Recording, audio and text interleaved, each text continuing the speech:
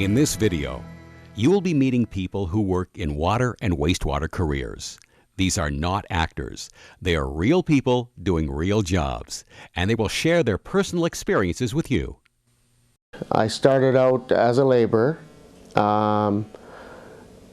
actually digging manholes and water valves by hand for the paving crews, raising them up to grade so they could pave them. I started doing manholes and valves, and then my first year and the second year I started in on the sewer shed doing flushing operations, and I've been there ever since.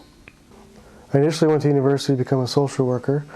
I graduated, got my arts degree. It didn't quite work out like I planned, but I'm very happy the way things are going now.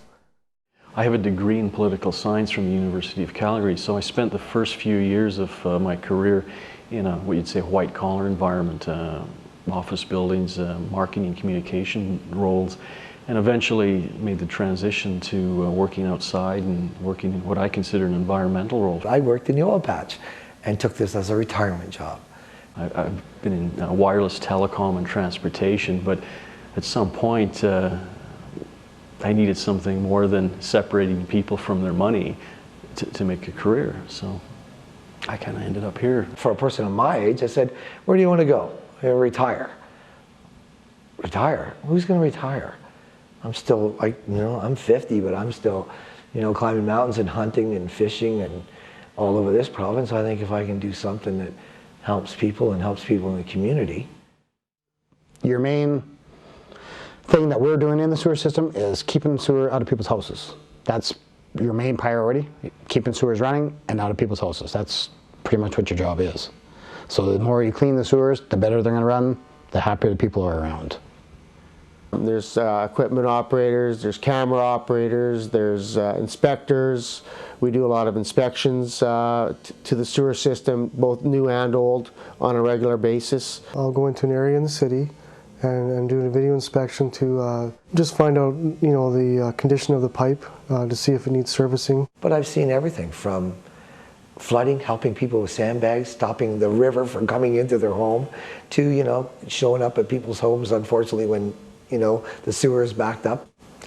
As a foreman, I think of myself really as just a facilitator. I'm fortunate enough to work with a really dedicated group of men and women in storm infrastructure.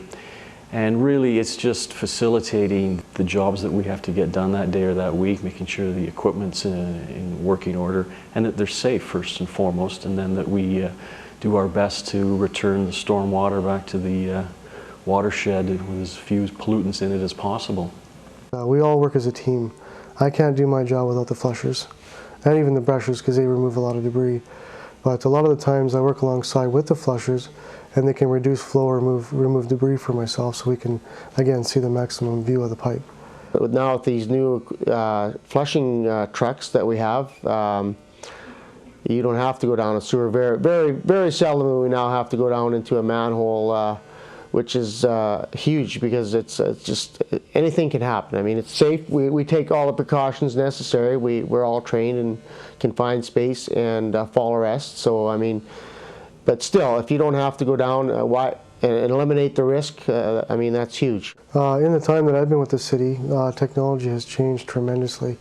With my equipment, it's just amazing how responsive the camera is when you're controlling it. When I'm at the desk, I have two controllers, two joysticks.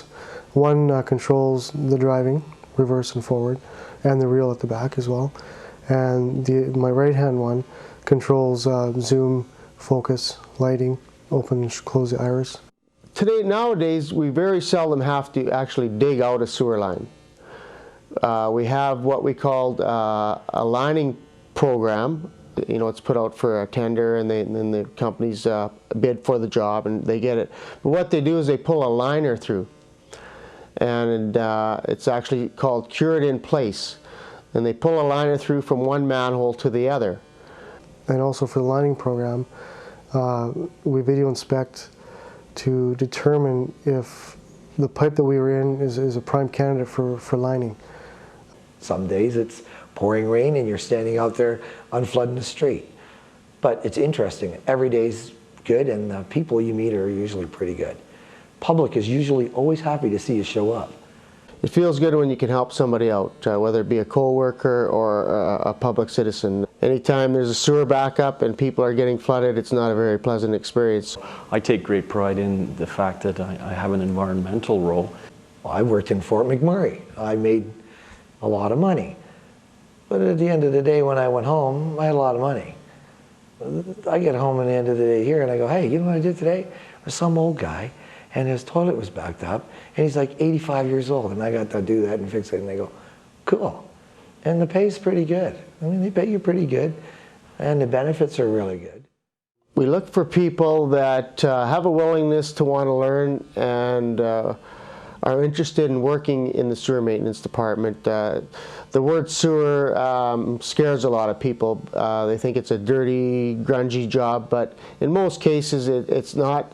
With the equipment we have nowadays, it's very clean. An important attribute from my point of view is safety, your personal safety and the safety of others around you. We work in confined spaces, dark, noisy environments with heavy equipment around. It's most important that you look after yourself. We're also looking for people who are interested or have the ability to obtain the proper driver's license to operate heavy equipment. I tell young kids all the time I'm in a flushing truck and they come and say, well, is this a good job? Would I like to stay here? I said, you have great benefits. You get to make a difference. You get paid well. And here's the best part. They educate you to whatever you want. You want to run a backhoe? Here's the course. You know, we have a joke here. It's don't cry, apply. The opportunities are endless. There's just a lot of different areas of work that a person can have the opportunity to try out. Nowadays, it's not taken a long period of time for people to move around through all the retirements that are going on with the baby boomers. So there's lots of opportunity. There is opportunity for advancement. Like with myself, I started out as a brusher operator. And I took the next step up, which is for flushing. And then I went into hydro excavation, and now I'm trying to train, become a supervisor. I can't put enough on career satisfaction. You work for a living to bring money home, to have a house and look after your family. If you can combine that with something that you feel really strong about ethically and environmentally, it really wraps the whole thing up nicely. If you think that you'd like to be a water and wastewater professional and you want to know more, then check out the online Career Center at the web listed at the end of this segment.